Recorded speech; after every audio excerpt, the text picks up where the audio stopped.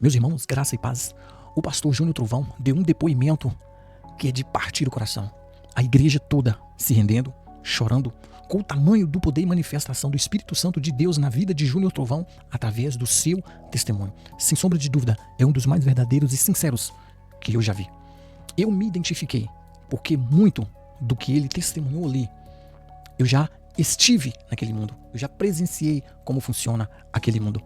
Mas antes disso, eu gostaria de te perguntar, você já teve alguma experiência com Cristo? Teve uma experiência assim grande, a ponto de você falar para alguém e ele ficar assim abismado do tamanho do poder de Deus que foi na sua vida? Você já teve essa experiência? Deixa aqui nos comentários abaixo pra gente saber e para que outras pessoas mais possam se identificar. Eu tenho uma trajetória e recuperação de vida muito grande, importante, experiências com Deus que eu vivi que poucas pessoas sabem. Teve um episódio quando eu estava em São Sebastião, litoral paulista, que eu estava na rua da praia lá, né, no lugar onde tem festa, pertinho, sentado, mais outro rapaz. E a gente tinha ido lá na biqueira, né, onde o pessoal fala, onde vende drogas. A gente tinha pegado droga pra usar cocaína. Eu usei cocaína durante 9 anos de minha vida. E ele falou pra mim, bater o pó, né? Bater que eu falo é preparar pra gente usar. No caso, a cocaína. Quem já usou droga sabe. E enquanto eu preparava, ele ficou em pé ali pra ver se não via ninguém, pra ver se não via a polícia e tal. Aí enquanto eu tava ali batendo a droga ali, fazendo o procedimento, eu só vi, ele chegou de uma vez e fez assim, ó. Soprou, aí eu olhei pra ele assim, sem entender nada. Quando deu óleo novamente, eu só vi o gatilho. Eu olhei dentro do cano da arma. 2 policiais armados, com a arma embicada na minha cara. E perguntou, o que vocês estão fazendo aqui? Enquanto o outro procurava algo, né, algum vestígio de droga ou arma, alguma coisa do tipo, debaixo do carro, assim. O lugar que a gente estava era escuro. E meu irmão tinha jogado 2 pinos de droga debaixo do carro. O policial com a lanterna não viu. Então ele perguntou o que a gente estava fazendo ali. A gente falou que a gente só estava sentado ali porque a gente tinha acabado de chegar, estava vindo de longe e a gente estava indo para a rua da praia que estava tendo festa. Aí eles começaram a querer indagar a gente, e naquele período era um ano em que estava morrendo muita gente em São Paulo. O confronto estava intenso entre traficante e policial. Então, assim, se o policial pegasse qualquer um suspeito na quebrada, era perigoso matar. De tão grande que estava, né, a criminalidade ali, o confronto entre policial e marginais, digamos assim. Para nossa salvação, eles não acharam a droga. E na quina, no momento que eles estavam lá, vem um carro e bate, entra dentro da loja. Eles pegaram os 2, saíram de perto da gente, foram lá ver o acidente. Enquanto isso, a gente saiu correndo. Se ele não tivesse acontecido o acidente, talvez eles poderiam ter pegado a gente, colocado no carro, levado para algum lugar e matado, ou poderia ter achado a droga. O nosso nome estava lá até hoje, nas mãos da justiça como usuário de droga. Talvez a gente poderia ter sido preso porque eles iam querer que a gente desse conta de quem é o dono da boca, de quem é traficante, ou no mínimo a gente poderia ter apanhado. Então esse é um dos muitos testemunhos que eu tenho de experiência com Deus, que Deus me livrou das garras do inimigo. Então o que Júnior Trovão nos disse em seu depoimento, que eu já vou compartilhar com você, é muito forte e eu me identifiquei muito, porque eu já presenciei tanta coisa nesse mundo que se não fosse a mão poderosa de Deus para me livrar, para me resguardar e para me colocar aqui hoje diante de você, talvez eu não estaria aqui mais. Ou talvez eu poderia estar na rua como um usuário viciado. Eu tenho muito para contar. Ao longo dos dias, dos meses, dos vídeos aqui, eu posso estar trazendo o relato de minha vida e experiências com Deus. Mas eu gostaria de que você deixasse aqui um comentário se você tem alguma experiência com Deus. Confira comigo o vídeo. Que Deus possa abençoar a sua vida, que você seja tremendamente abençoado, impactado pelo mover de Deus através desse vídeo. Que Deus te abençoe até o próximo. Eu me lembro que quando eu tomei tiro, eu tinha meus quase 18 anos, 17 para 18. Quando eu cheguei baleado, porque nesse período eu não estava na favela, eu estava no bairro. Troquei tiro. Mas 15 dias antes, minha mãe falou para mim assim, ó. Você tá saindo, né? Eu falei, sim. Ela tá orando por você nessa madrugada, meu filho. E Deus falou para mim para não pedir mais misericórdia pela sua vida. Ele vai tratar com você a partir de hoje. Você imagina uma mãe falar isso para um filho? Minha mãe falou para mim. E se tinha alguém que nós tinha medo quando orava, era minha mãe. Porque ao mesmo tempo que ela falava algo bom, se ela falasse uma sentença, era certo de acontecer. E aquilo já fiquei preocupado. Ocorreu uma situação, houve uma troca de tiro. E aqui quem é polícia já foi da vida errada, sabe? Magno 357 não falha. Pode jogar uma bala picotada dentro dele que ele bota pra fora. Mas naquele dia, Deus queria me pegar.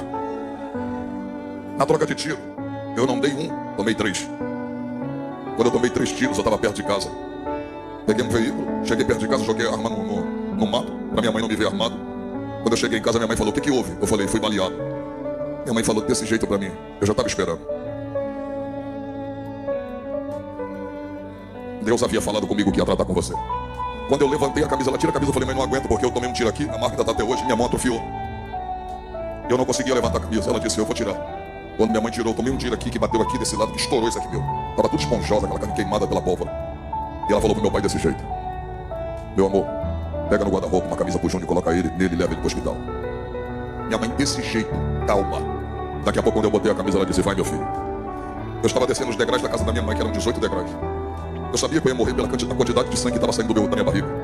Quando eu cheguei no quarto degrau, eu dei uma olhada para trás assim. Ela falou assim, Júnior. Eu falei, fala mãe. Eu estava olhando em tom de despedida, sabe o que minha mãe falou para mim? Ela disse, meu filho, sua mãe vai entrar dentro daquele quarto agora e vai orar por você.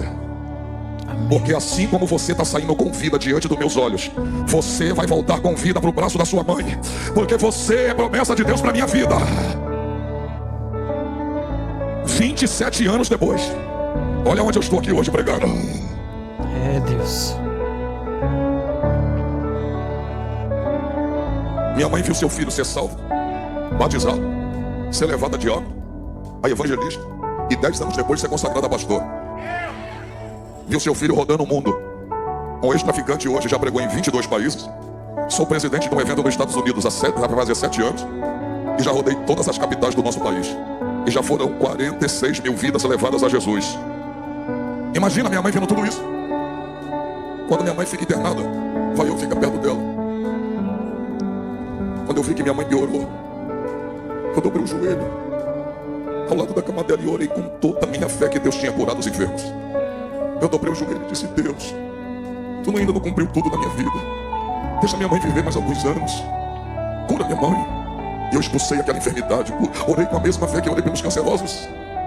Um dia, 2 dias, minha mãe piorando. Um dia a gente chegou na sala de casa, reuniu eu e meus irmãos e disse assim, Júnior, será que nós não estamos atrapalhando a vontade de Deus? Vamos fazer uma coisa, por mais dura que seja. Vamos fazer algo aqui agora, todos concordando, para que Deus faça a sua vontade. Segurei a mão dos meus irmãos e a oração que eu fiz foi essa: Deus, faça a tua vontade na vida de nossa mãe. Quando eu fui dormir, 6 horas da manhã, a notícia veio: venha ao hospital, sua mãe acabou de falecer. Mas eu cantei por muitos anos, e eu estava vivendo o que eu cantei. Se Deus fizer. Amém, Jesus. Você sabe qual foi o pedido que eu fiz para Deus? Deixa minha mãe ir para casa para ver os filhos. No dia que Deus levou ela, Ele falou comigo: ela não foi para sua casa, mas ela veio para a minha. Fala para o teu irmão assim: tem coisas que estavam contigo. Fala, mas hoje estão com Deus. Eu me lembro que quando eu tomei tiro. É forte, meus irmãos. Só quem já viveu. Só quem já viveu o mover de Deus na sua vida. Só quem já passou por experiências marcantes sabe exatamente o que se tratam dessas palavras. Que Deus possa te abençoar e que você possa ter um encontro genuíno e verdadeiro com o Espírito Santo. Que Ele abençoe você, sua casa e a sua família.